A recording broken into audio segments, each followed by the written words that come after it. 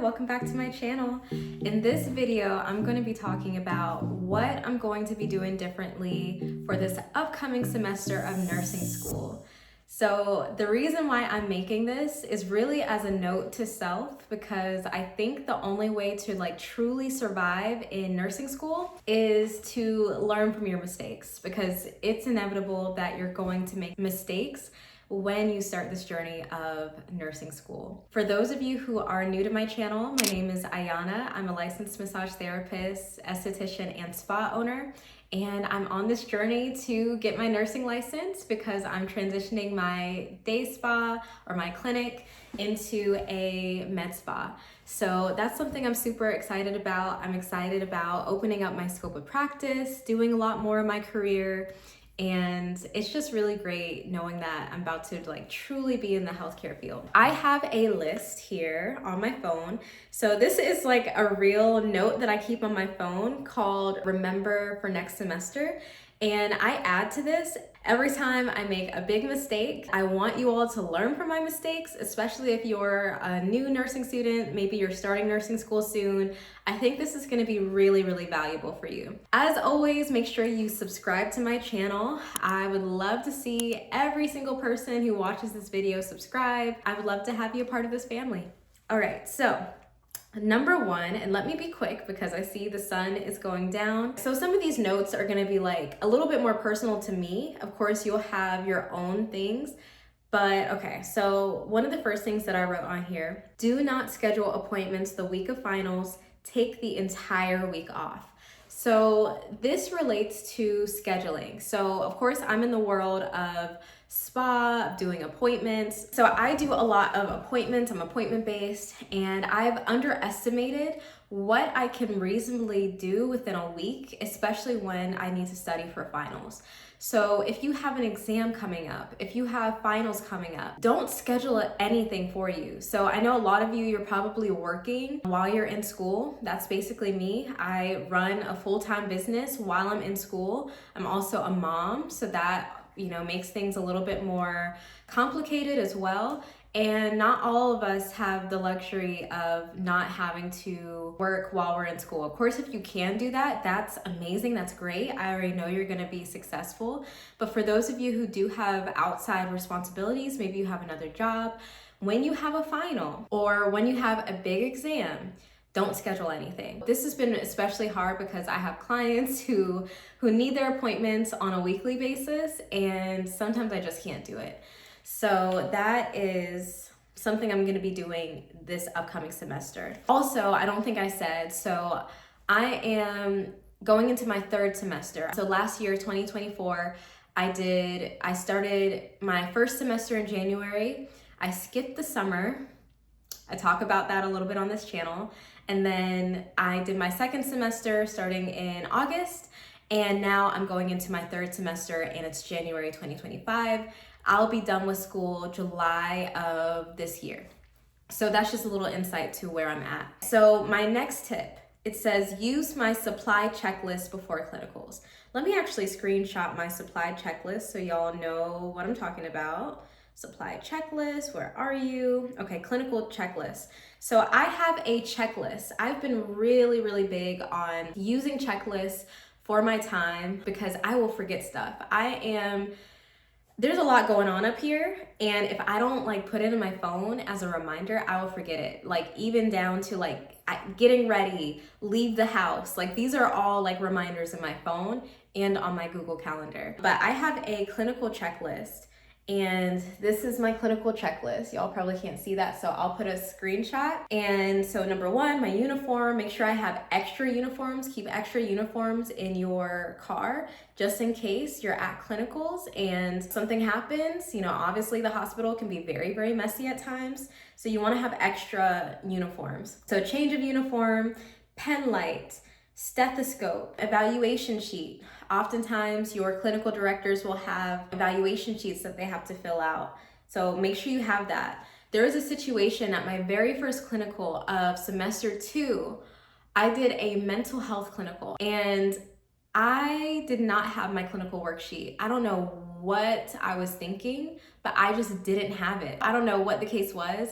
And God was really, he was looking after me that day, because one of my classmates, without even saying a word, after I talked to my professor, I was like, I don't have this. And she's like, you don't have it. She said something. And then I just was like, okay, I guess I'll take the L. And another classmate, she, like, without saying a word, she slid me an extra evaluation sheet. So I was just so grateful for that. And, you know, just so much gratitude for that moment, or else I don't know what I would have done.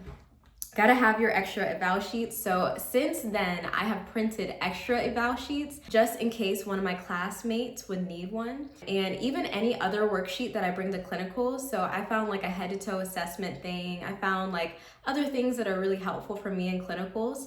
And I'll just print extra ones so that I can give to my classmates in case they need it. So that's another thing you can do. Of course, any paperwork you need, a pen, pencil, medical scissors to cut medications, folder, or clipboard. I still need to get a clipboard. Last year, I was just using a folder, and they're pretty flimsy. They fall apart, especially because you're moving them a lot.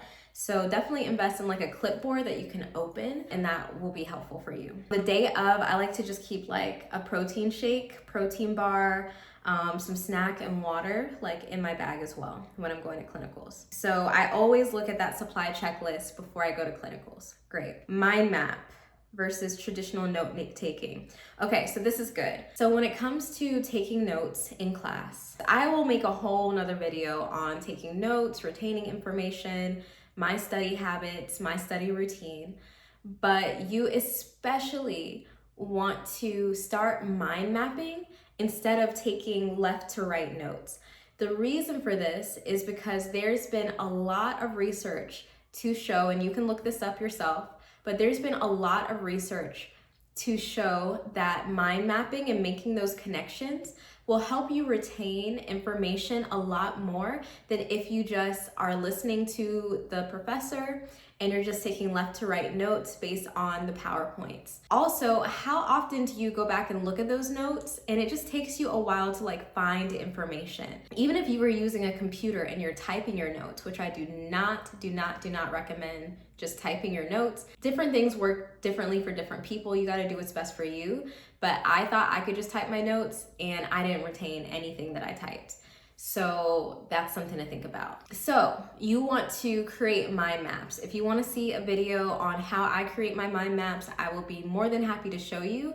This is a little bit different than just a concept map. I don't know if your school has you making concept maps based on what you see in your clinicals, but a mind map is what you're going to be used for your note taking. So for example, if you're talking about diabetes, I might draw a connection between someone feeling thirsty and the fact that with diabetes, something's going on with the cells. See, I'm not even retaining the information. I don't even remember what this point was, but I do remember drawing a connection. I need to review some things between people who are diabetic and the connection between someone being diabetic, the physiology of that, and someone being thirsty. When I mind map, I will have a better example for you all. So that is another thing that you'll want to do. And really, now that I think about it, a lot of these tips will be helpful for other people in different programs, whether that's massage school, esthetician school. Mind mapping is just a really great tool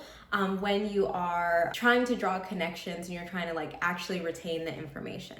So this changed the game. Go ahead and write this down. I want y'all to write this down.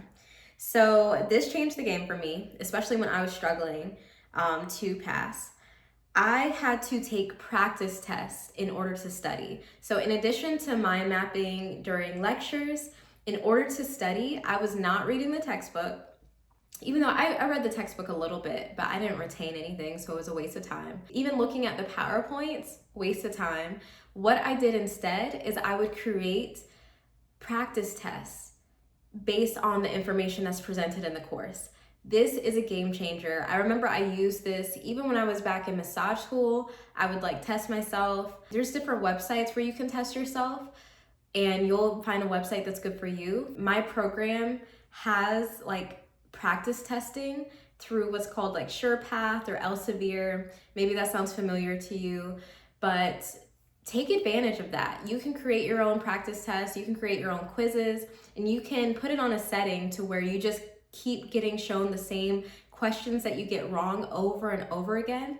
And what this is going to do, it's going to trigger that active recall. Active recall is going to be your friend in nursing school, not only because like in nursing school, you'll find out really, really quickly that you cannot just memorize information. You have to know why something is the way that it is, and you have to know like the bigger picture of everything. So if you create some practice tests, that's going to help you tremendously when you are studying for really any type of school, but especially nursing school. So you really want to create your own practice tests. Even use ChatGPT to create practice tests. Be careful with that because sometimes it does make mistakes, but use the internet. We have the internet at our disposal, at our fingertips, quite literally.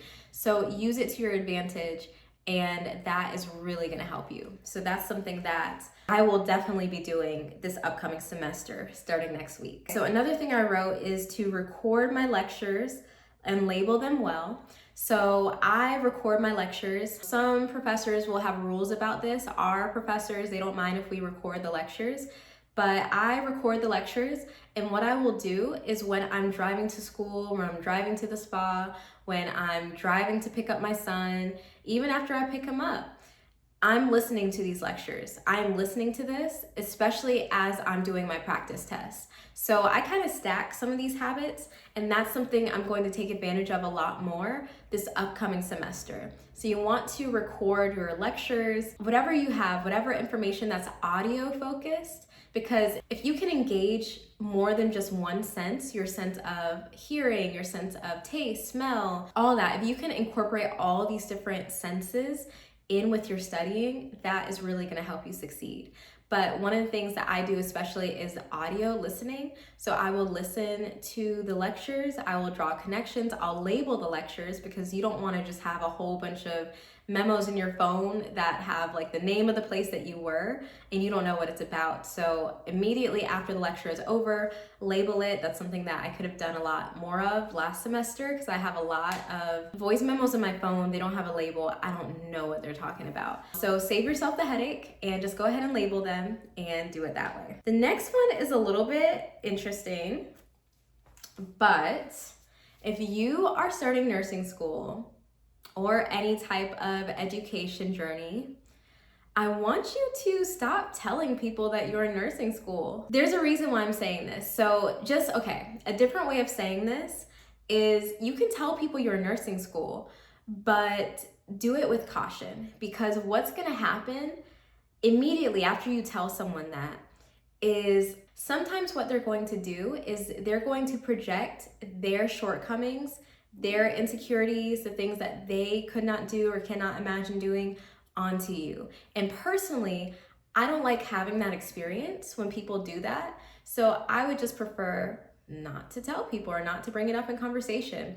It's very similar to the idea of sometimes I don't tell people I'm a massage therapist because I know the very next question is going to be something like, oh, when can I get a massage? Or, ooh, I got some knots. Like, you know what I mean? Like, it's just annoying. Like, it's the time and place. So time and place. It just depends on the time and place. I'm going to actually insert a TikTok right here of Slim Kim and her concept of, considering the source, which is so true. I'm just gonna watch it. Let's watch it together. I'm gonna tell you this like I tell all my girlfriends. If someone is talking you out of something or just giving you bad juju, I always say, consider the source. If someone says something's hard, consider the source. If someone says something can't be done, consider the source. If someone says you shouldn't do something, consider the source. Because their experience is not my experience. Period. Their limits are not my limits. What they might stand for, I wouldn't even sit for. So for me, it's always about knowing yourself, knowing what you bring to the table, knowing what you want and where you're going, and not letting someone whose best is quite literally your baseline tell you a damn thing or talk you out of a damn thing or give you bad juju. I personally, I'm not doing that. So this is really about the experience that you want to have. I sometimes don't tell people this because one of the first things that happens is they'll say, oh, I could never do that. That sounds really hard. Or I tried to do that, didn't work out. Or they'll just tell me just sometimes horror stories. The same was true when I was pregnant. Like, people told me like just awful stories. Like, damn, like, can I get a little bit of support? Like, what? Like, anyway, so that's something that you might want to consider. So honestly, just tell them that you got your nursing degree. That's what I would recommend to you, versus telling them that you're in nursing school, because again, people will also be passive aggressive. Okay, my last tip for you all is, and this is also very important, and this is a tip for me as well that I'm going to be doing more of this upcoming semester. You have to go hard from the very beginning. Like, from the very, very beginning. Those first 2 exams, most important, hands down. You do not want to get to the end of the semester and be like me. This was me last semester. I had to get a 78 in maternity nursing, in OB. I had to get a 78 to pass because I didn't go hard in the beginning. I was forgetting due dates. I was just little tiny mistakes. I was forgetting things. I wasn't writing things down. I'd forget that we had a quiz. Luckily, she dropped that quiz because I was not there for that quiz. I slacked off in the beginning and had to go hard towards the end, which is like just very stressful because the end of the semester is going to be the most strenuous. This is the time where you are staying up, you are really trying to do that active recall, you're trying to listen to those lectures like I showed y'all, you are like really, you're just grinding. You are just like trying to get it done. Like, this is not a game, this is not a joke, this is like for real. When people say that it is difficult, it is, but that doesn't mean that you can't do it. Oftentimes, the most difficult things make you better. And that's why this next semester is about to be the next semester yet, because I'm learning from the difficult things that I had to deal with from before. So I want you to feel encouraged, but you especially want to take those first 2 exams. I mean, of course, take all the exams seriously, but those first 2, and I know it's hard because when you have a new professor, you don't really know how they do their testing. And usually the first test is kind of an experiment to kind of see how they test. You just have to try your best from the very start. You do not want to get to the end of the semester being like, I have to get a 77, I have to get a 78. Because remember, in nursing school, below a 75 is failing. Like that, you're out of the program. You're no longer in nursing school at that point. You might have to put in some appeals with your dean if you get below a 75. So don't do like I did. I'm not making that mistake again. These first exams, it's already done. I already passed. I already got, what I needed to get. I already passed. So that's another thing I'm taking into this next semester. Also, remember, passing is passing. If you were a straight A student, like I was a straight A student in all of my prereqs, thanks to massage school. That's another story. But I was a straight A student in my prereqs prior to going into the nursing program, and I had to let all of that go. I had to let go of my ego and saying that, and my identity in a way, saying that I'm a straight A student. No, I am a student who passes and does her best and is going to make it. That's who I am at this point. I'm not a straight A student, and I'm not ashamed to say it. It is what it is. Had to let it go. If that's something that you strive for, great. But I think that you'll find out very quickly that passing is enough. And when you get out there to do whatever you want to do, so for me, I already know I'm not gonna see half of this stuff in the real world because I'm just gonna be working here. I'm gonna be working at my spa and doing what I'm always doing. It's just now I can use a syringe if I need to. I know I'm not gonna see a lot of this stuff after school, so I am okay with just passing. All right, well, I really, really hope that you feel encouraged, that you're going to be learning from my mistakes. I really, really hope that all of you are successful in all of your future endeavors, and I really appreciate you for watching this till the end. Please consider subscribing if you enjoy watching my journey of this crazy wild journey of owning the spa, being a mom, being a massage therapist, all these things, and getting through nursing school. Go ahead and subscribe to this channel if that's what you like to see. And I hope that everyone stays well. Stay well. Bye.